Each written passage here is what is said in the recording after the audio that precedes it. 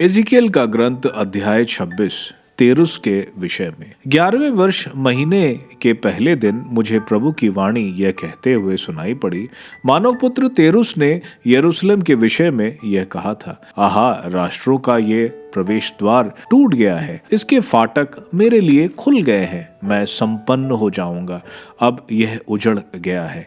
इसलिए प्रभु ईश्वर यह कहता है, तीरुस, मैं तुम्हारे विरुद्ध हो गया हूँ और मैं तुम्हारे विरुद्ध राष्ट्रों को उमड़ने दूंगा। जिस तरह समुद्र अपनी लहरों को उमड़ने देता है, वे तेरुस की दीवारें ढा देंगी और उसकी मीनारें गिरा देंगी। मैं इसकी धूल बहुराऊंगा और उसे नंगी चट्टान बना डालूंगा। वह समुद्र में जाल सुखाने का स्थान बनकर रह जाएगा, क्योंकि यह मैंने कहा है, यह प्रभु ईश्वर की वाणी है। वह राष्ट्रों के लिए लूट का माल बन जाएगा और मुख्य भूमि पर उसकी पुत्रियां तलवार के घाट उतारी जाएंगी। वे तभी यह समझेंगी कि मैं ही ईश्वर हूँ। यह प्रभु ईश्वर का कहना है। मैं तेरुस का उत्तर दिशा से बाबुल के राजा धीराज नबूकदनेस्सर द्वारा घुड़सवारों, घोड़ों और रथों, बहुत से सैनिकों और जनसमूह के साथ आक्रमण कराऊंगा। वह मुख्य भूमि में तुम्हारी पुत्रियों को तलवार के घाट उतारेंगे।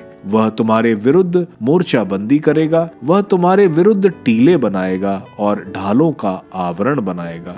वह तुम्हारी चार दीवारी पर युद्ध यंत्रों से आहत करेगा और अपनी कुल्हाड़ियों से तुम्हारी मीनारें गिरा देगा। उसके घोड़ों की संख्या इतनी विशाल होगी, उनकी धूल तुमको ढक लेगी। अश्वरोहियों, रथों और पहियों के कोलाहल से तुम्हारी दीवारें कांपने लगेंगी।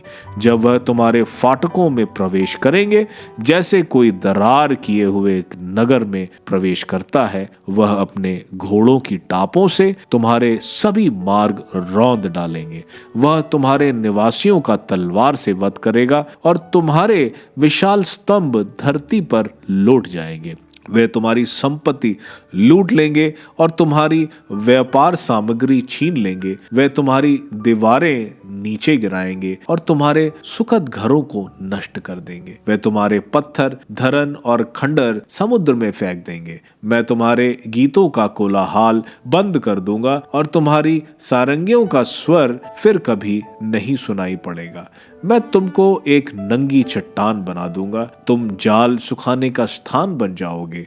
तुम्हारा फिर पुनर्निर्माण नहीं होगा, क्योंकि यह मैंने कहा है, यह प्रभु ईश्वर की वाणी है। प्रभु ईश्वर तीरुस से यह कहता है, क्या तुम्हारे गिरने की आवाज से जब घायल कराएंगे, जब तुम्हारे यहाँ मारकाट मचेगा, समुद्र तट के देश नहीं कांप उठेंगे। तब समुद्र के सभी शासक अपने सिंहासनों से उतर आएंगे, अपने परिधान उतार देंगे और अपने बेल बुटेरदार वस्त्र खोल देंगे। वे आतंक का वस्त्र पहनेंगे। वे भूमि पर बैठकर हर क्षण कांपते रहेंगे और तुमको देखकर भयभीत हो जाएंगे। वे तुम्हारे विषय में यह शोगीत गाते हुए कहेंगे, समुद्र के बीच में तुम्हारा कैसा लोभ हो गया है। ओ प्रसिद्ध नगर, जो समुद्र पर महाबली था, तुम और तुम्हारे निवासी, जिन्होंने समस्त मुख्य भूमि पर अपना आतंक फैलाया था। अब तुम्हारे पतन के दिन द्वीप कांपते हैं। समुद्र के द्वीप तुम्हारे प्रस्थान पर